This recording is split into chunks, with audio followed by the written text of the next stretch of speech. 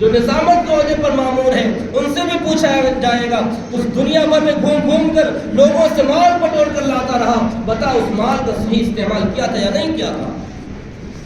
تجھے صدارت ملی تھی، پوری کمیٹی تمہارے ماتحت میں تھی، پورے گاؤں تمہارے ماتحت میں تھے، لوگ برباد ہو رہے تھے، نشے کا عادی ہو رہے تھے، اور لوگ جہنم کے دہانے پہ جا کھڑے تھے، دین سے دور ہو رہے تھے، تعلیمات سے دور ہو رہے تھے، بتا اس کے لیے تو نے کیا کیا؟ اس وقت خدا پاک کی قسم کیا دکھائی؟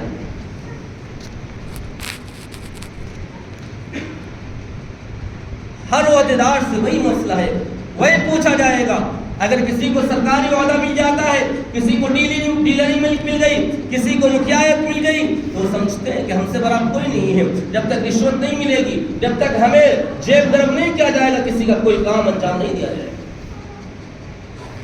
قیامت کے دن ان سے بھی پوچھا جائے گا کہ او ڈیلر صاحب کھڑے ہو جاؤ، جو چند پیسے لے کر کے پوری بوریاں دے دیا کرتے تھے، اور جس کا حق تھا اس کا حق کو دبا دیا کرتے تھے۔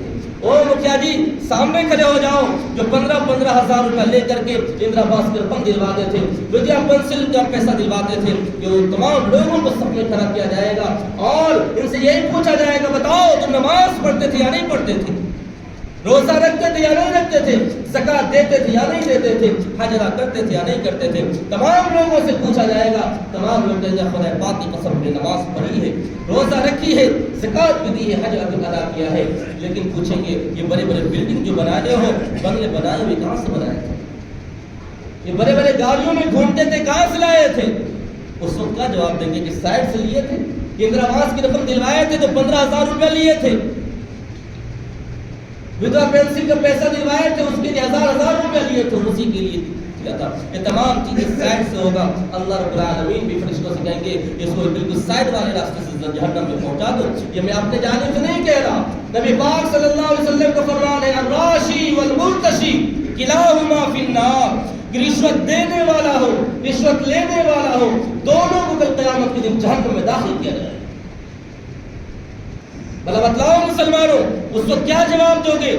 جامع کوثر پیارے آقا صلی اللہ علیہ وسلم کے پاس جاؤ گے، کوثر کا پیالہ لینے کے لیے، یا رسول اللہ بہت شدت کی پیاس لگ رہی ہے، کوثر پلا دیا جائے۔ اس وقت محمد عربی صلی اللہ علیہ وسلم نے فرمایا، پوچھ لیا ہم سے، اے میری امتی تمہیں کیا کمی تھی؟ میں نے رات رات بھر جا کر رب العالمین کو حضور سجدہ کرتے تھے اور کہتے تھے یا ربی امتی، یا ربی امتی، اے میرے پروردگار میرے امت کے ساتھ اچھا معاملہ کرنا، لیکن تم دنیا کے اندر سودخوری کرتے رہے، رشوت لیتے رہے، حرام کام کرتے رہے، یتیموں کے مال کو ہڑپتے رہے، بے جا مالوں کو تصرف کرتے رہے۔ اس وقت کیا جواب دیں گے؟ اس وقت کہیں گے کہ پیٹ کے خاطر کر رہے تھے، اور محمد عربی صلی اللہ علیہ وسلم پر رزاق پر تمہیں بھروسہ نہیں تھا، خلاق پر تمہیں بھروسہ نہیں تھا، جس نے تمہیں پیدا کیا تمہیں بھوکا مار دیتا۔ اس وقت کیا جواب دیں گے؟ محمد عربی صلی اللہ علیہ وسلم سے کیا نگاہ ملائیں گے؟ اس وقت ہم سوچیں گے کہ کاش دنیا میں رہ کر کے صحیح کام کر لیتے، اپنے عہدے کا صحیح استعمال کر لیتے، تو آج اس شرمندگی اٹھانی نہیں پڑتی۔ اس لیے کہ آج کا دور اس وقت کے دور کو سمجھنے کے لیے کوئی بڑا مشکل کام نہیں ہے۔ 10,000 15,000 کا موبائل آتا ہے، اس میں پوری دنیا کو کیپچر کیے ہوا، پوری دنیا کی خبر رکھ سکتے ہیں۔ جب اللہ رب العالمین وَلْتَنْظُرْ نَفْسٌ مَا قَدَّمَتْ لِغَدٍ کے تحت وہ نام اعمال کو دکھائیں گے، اس وقت بندہ کہے گا مَا لِهَٰذَا الْكِتَابُ لَا يُغَادِرُ صَغِيرَةً وَلَا كَبِيرَةً إِلَّا أَحْصَاهَا۔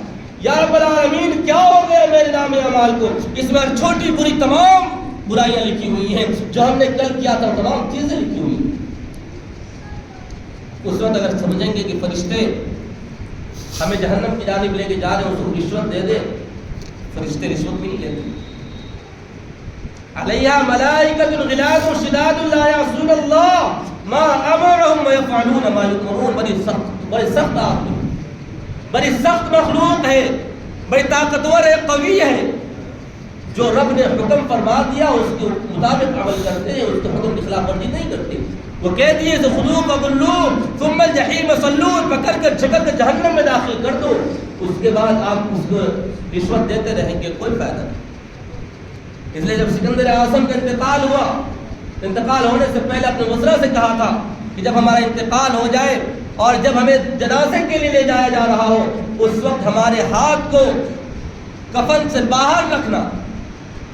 تو جو لوگ متبعین تھے، جو اس کے وزراء تھے، ان لوگوں نے کہا بادشاہ سلامت، لوگ کیا کہیں گے کہ اتنا بڑا بادشاہ اتنی بڑی سلطنت کا حاکم ہے اور دنیا سے چلا گیا، لیکن ابھی بھی اس کو ہوس باقی ہے، حرص باقی ہے.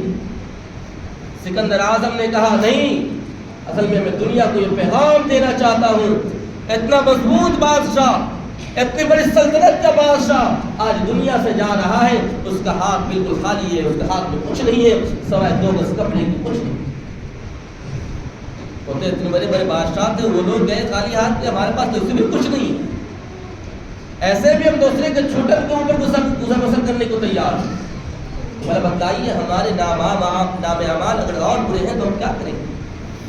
اس لیے میرے دینی بھائیوں، ضرورت ہے اس بات کی کہ ہم 25 روز کتنے عمل کیے ہیں اور کتنے سیئات کیے ہیں. اعمال حسنہ اور اعمال سیئہ کتنے کیے ہیں ہمیں معلوم ہے، برے اعمال کتنے کیے ہیں، اچھے اعمال کتنے کیے ہمیں معلوم ہے. ہم نے لاپرواہی کے ساتھ 25 روز گزار دیے، ابھی بھی ہمارے ہاتھ میں 5 روز باقی ہیں. اس میں بھی ابھی 2 روز شب قدر کی راتوں میں سے باقی ہیں. اگر ہم اللہ رب العالمین کی خوشنودی طلب کرنا چاہتے ہیں اور اپنے گزرے ہوئے زندگی کی تلافی مافات کرنا چاہتے ہیں، اپنے اعمال کو بہتر بنانا چاہتے ہیں، تو یاد رکھیں میرے دینی بھائیوں مسلمانوں، ابھی بھی وقت ہے. اگر صبح کا بھٹکا ہوا پنچھی اگر شام کو گھر آ جائے تو اسے بھولا ہوا نہیں کہتے. ابھی بھی وقت ہے، سانس چل رہی ہے، رب العالمین پر بھروسہ کریں، اللہ رب العالمین سے لو لگائیں، سجدے میں گر کر جس طریقے سے محمد عربی صلی اللہ علیہ وسلم اپنی امتی کے لیے رویا کرتے تھے، یا ربی امتی امتی کرتے تھے.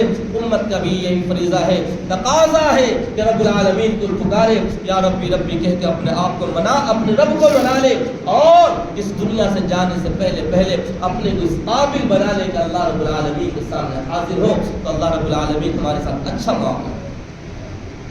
رمضان بڑی انمول نعمت ہے، بڑی قدر کی چیز ہے. شروع جمعے سے یہ بات آ رہی ہے، لیکن رمضان کی قدر جیسے ہونی چاہیے ہم نے نہیں کی.